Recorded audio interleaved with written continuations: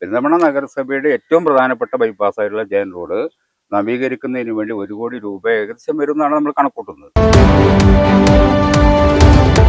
പെരിന്തൽമണ്ണ നഗരസഭയിൽ മുൻ chairman P Shaji ചെയർമാനായ കാലഘട്ടത്തിൽ 3 കോടിയിലധികം രൂപയാണ് പെരിന്തൽമണ്ണ ജൂബിലി റോഡിന്റെ വികസനവുമായി ബന്ധപ്പെട്ടുകൊണ്ട് അനുവദിച്ചിട്ടുള്ളത്.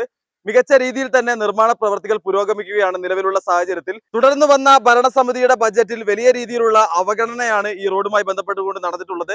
രണ്ടാം ഘട്ട നിർമ്മാണ പ്രവർത്തികൾ അനിശ്ചിതത്വത്തിലേക്ക് പോകുന്ന സാഹചര്യം നിലനിൽക്കുന്നുണ്ട്. ഈ ഒരു വിഷയവുമായി ബന്ധപ്പെട്ടുകൊണ്ട് പ്രതികരിക്കുന്നതിന് വേണ്ടി മുൻ നഗരസഭയുടെ ക്ഷേമകാര്യ സ്റ്റാൻഡിംഗ് കമ്മിറ്റി ചെയർമാൻ മുണ്ടുമൽ അനീഫ ചാനലിന്റെ പ്രേക്ഷകരോടൊപ്പം കൂടെയുണ്ട്.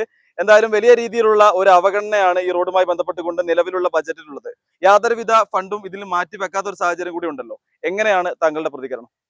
അതിൽ നമുക്കറിയാം, കഴിഞ്ഞ പി ഷാജി ചെയർമാനായിട്ടുള്ള കൗൺസിലിന്റെ കാലത്ത് ഏകദേശം 3 കോടി രൂപയാണ് ഇതിനു വേണ്ടി മാറ്റി വെച്ചിട്ടുണ്ടായിരുന്നത്.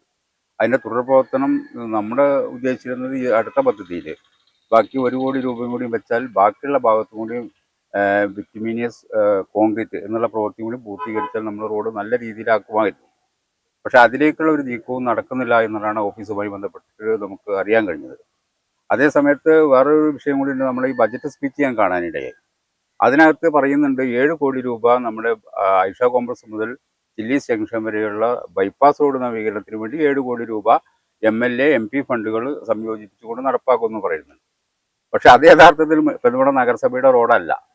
അത് PWD റോഡാണ്. അതിൻ്റെ കസ്റ്റോഡിയൻ PWD ആണ്. അതിൻ്റെ മെയിൻ്റനൻസ് PWD ആണ്. സർക്കാർ സംവിധാനം ഉപയോഗിച്ചിട്ടാണ് അത് ചെയ്യേണ്ടത്.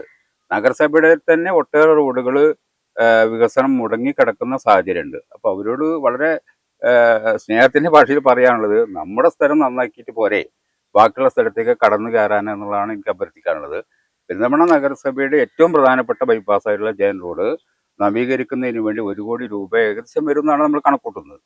അതിനുകൂടി ഈ വർഷത്തെ പദ്ധതിയിൽ റിവിഷൻ്റെ സമയത്താണെങ്കിലും ശരി, അതല്ലെങ്കിൽ ഏത് ഇതിലാണ് ലോൺ ഫണ്ട് ഉപയോഗിച്ചിട്ടാണെങ്കിലും ശരി, അതിനു വേണ്ടി ഫണ്ട് വകയിരുത്തണം എന്നുള്ളതാണ് നമുക്ക് പറയാനുള്ളത്.